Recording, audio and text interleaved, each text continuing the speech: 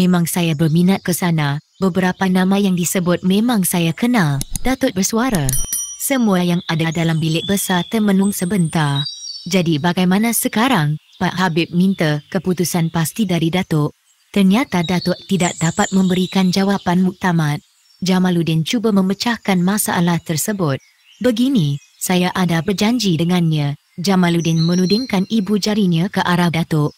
Saya nak bawa dia ke Tanah Abang. Saya nak temukan dia dengan para waris jagoan di sana, terutama keturunan si Pitung, sambung Jamaluddin. Pak Habib agak terkejut dengan penjelasan tersebut. Kalau begitu, sahabat ikut rancangan Jamaluddin dulu, Pak Habib menyokong. Tapi, rancangan saya tu boleh ditangguh ke lain waktu. Lagipun Jamaluddin memang orang Betawi, tentu dia lebih tahu dari saya, Pak Habib memberi alasan. Datuk tidak berdaya menolak dan aku dengan apa yang Pak Habib ucapkan.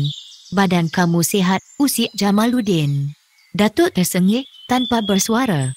Menyusuri waris pahlawan bangsa dua serupa memang jadi kesukaan kawan saya ini. Pak Habib terus menepuk bahu Datuk berkali-kali. Saya dan Tajuddin hanya melihat apa saja yang terjadi di depan mata. Agak terkejut juga bila Pak Habib memutuskan Tajuddin tidak perlu ikut kami. Bagi Datuk dan Jamaluddin, tanpa kehadiran Tajuddin tidak memberi sebarang kesan. Tetapi, bagi saya tanpa kehadiran Tajuddin memang merugikan. Saya akan jadi keras sumbang di antara Datuk dan Jamaluddin. Sebelum ke mana-mana, bawa orang semenanjung ni ke Masjid Al-Makmur, biar dia sembahyang sunat di situ. Kemudian baru kamu temukan dengan keturunan pahlawan Tanah Abang. Pak Habib memberi pesan sebelum Datuk dan Jamaluddin memulakan langkah. Tak cakap pun lihat saya memang begitu, kata Jamaluddin dengan iringan ketawa kecil. Bila selesai semuanya, hantar ke rumah ini semula, banyak ilmu yang mahu saya tuntut darinya, Pak Habib mengingatkan Jamaluddin. Datuk hanya menggeleng-gelengkan kepala. Kami pergi dulu sahabat, Datuk bersuara. Selamat jalan, semoga Allah memberkati perjalanan kamu, Pak Habib menadahkan kedua belah tangannya. Jamaluddin membawa kami memasuki jalan KH Mas Mansur yang jaraknya lebih kurang 100 meter dari Pasar Tanah Abang. Ternampak sebuah masjid lama. Inilah Masjid Al-Makmur yang saya katakan itu, beritahu Jamaluddin pada Datuk. Dengan tenang Datuk masuk dalam masjid melakukan solat sunat masjid. Masjid ini boleh mengisi sekitar 3,000 jemaah, salah satu masjid tertua di Jakarta. Jamaluddin terus memberi penerangan. Di depan masjid, Jamaluddin terus bercerita, pada mulanya masjid tersebut hanya sebuah surau yang sangat sederhana. Pada tahun 1790 dijadikan masjid. Saudara tahu bagaimana kawasan ini dinamakan Tanah Abang? Biji mata Jamaluddin menatap batang hidung Datuk yang menggelengkan kepala, tanda tidak tahu. Begini, nama ini berasal dari tentera Mataram menyerang Betawi. Masa bila tu, Datuk ingin tahu. Menurut ceritanya pada tahun 1628, mereka bukan saja menyerang dari laut di utara tapi juga menyerang dari arah selatan. Pada masa itu kawasan tersebut merupakan tanah berbukit dan dikelilingi kawasan berpaya yang airnya datang dari Sungai Krukut. Kawasan berpaya ini dimanfaatkan oleh askar Mataram sebagai pengkalan untuk menyerang Belanda. Kerana tanahnya berwarna merah, abang artinya merah dalam bahasa Jawa, maka mereka menamakan tempat itu sebagai Tanah Abang. Nama itu kekal sampai sekarang. Jamaluddin menerangkan secara terperinci pada Datuk. Mulut saya terlopong mendengar kisah itu. Di tempat saya ada juga tempat nama Tanah Abang. Apakah kisahnya sama dengan apa yang saya ceritakan ini? Jamaluddin tatap wajah Datuk. Dan secara spontan saya teringatkan sebuah tempat di daerah Perak Tengah yang namanya sama dengan Tanah Abang Jakarta. Kononnya, nama Tanah Abang di Perak muncul akibat salah faham dua saudara berhubung dengan sebidang tanah. Mereka bertikam hingga si abang menemui ajal di tangan adiknya. Bila menyebut tentang susu galuh kesultanan di Perak, nama tersebut baru disebut orang kerana salah seorang sultan telah dimakamkan di situ, dikenali dengan sebutan almarhum Tanah Abang. Rupanya, perkara yang bermain dalam kepala saya itulah yang disebut oleh Datuk di depan Jamaluddin. Nama serupa, suasananya berbeza. Tanah Abang di sini tempat orang buang wang dan kutip wang. Tanah Abang di tempat saudara ada makam sejarah. Pokoknya, kita sama-sama ada Tanah Abang, kata Jamaluddin dalam nada berjenaka. Soalnya sama-sama ada tanah abang, sahut Datuk. Kita serumpun yang sama, tapi tak serupa, Jamaluddin meningkah. Mereka berbalas senyum.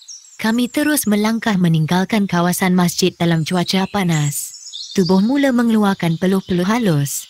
Bunyi deru kenderaan terus mengasak lubang telinga, sedangkan kenderaan terus bersimpang siur sesuka hati. Kumpulan manusia yang menyeberang jalan bergerak sesuka hati.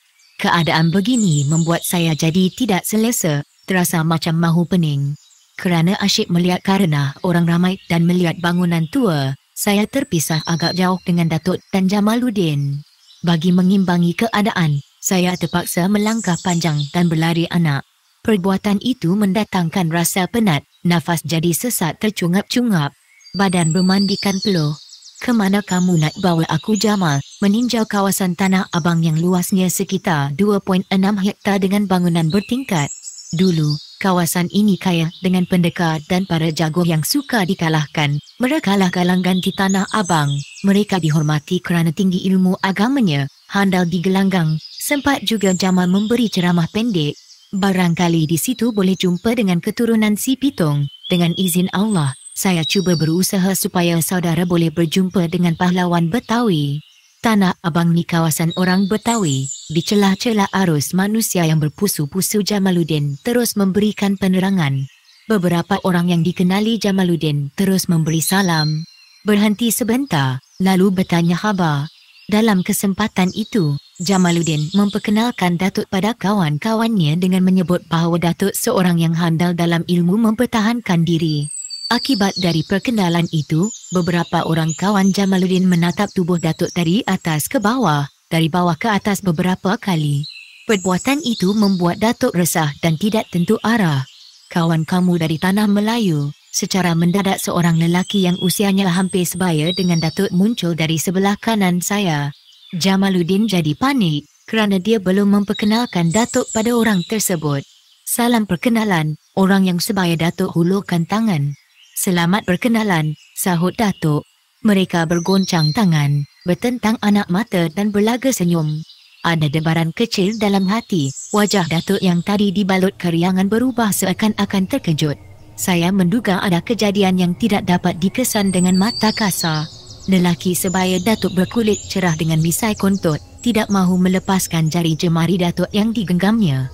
Dengan lembut Datuk cuba melepaskan tetapi genggaman semakin erat, jari jemari terasa sakit. Pada suatu saat saya lihat Datuk bagaikan gagal menahan kesabaran. Lelaki berkulit putih seperti mahu memperlihatkan kekuatannya. Seperti mahu menguji Datuk. Jamaluddin yang menyedari apa yang berlaku berlega-lega di sisi Datuk dan lelaki berkulit putih. Tidak tahu apa yang patut dilakukannya. Masalah besar, keluh Jamaluddin semasa melintas di depan saya. Dia benar-benar cemas. Anak matanya tidak terlepas dari merenung ke arah lelaki berkulit putih dan Datuk. Bersabar, kata saya. Jamaluddin renung muka saya seketika. Beberapa orang yang lalu di sisinya tidak dipedulikan. Alhamdulillah, Jamaluddin bersuara. Lelaki berkulit putih, pemisai kontot terus memeluk dan mendakap Datuk. Jamaluddin menarik nafas lega. Orang ni memang hebat, sabar dan tahan diuji. Lelaki berkulit putih menyapu peluh yang muncul di dahi luasnya. Jamaluddin tersengih. Datuk hanya membatu. Dia bukan sebarang orang, sambung lelaki berkulit putih. Kali pertama aku renung mukanya, aku sudah menduga dadanya tidak kosong. Kerana itu aku uji. Aku nak sukat sejauh mana ilmunya. Kamu salah orang dan salah tempat menguji. Jamaluddin memberikan komentar. Lelaki berkulit putih pamerkan giginya yang kelihatan agak kekuningan. Menguji itu memang kerja aku. Lebih-lebih lagi kalau orang itu mahu masuk ke kawasan Tanah Abang. Sekarang dia lulus ujian. Bawa dia ke mana-mana. Lelaki berkulit putih hulurkan tangan minta maaf pada Datuk. Dengan senang hati Datuk menerimanya. Lelaki berkulit putih meninggalkan kami. Dalam sekelip mata dia terus hilang dalam lautan manusia yang berpusu-pusu. Maafkan saya dengan peristiwa tadi. Tak sangka boleh jadi macam itu. Jamaluddin melahirkan rasa kesal. Dia seperti hilang semangat untuk membawa saya dan Datuk menemui orang yang ada pertalian darah dengan si Pitung.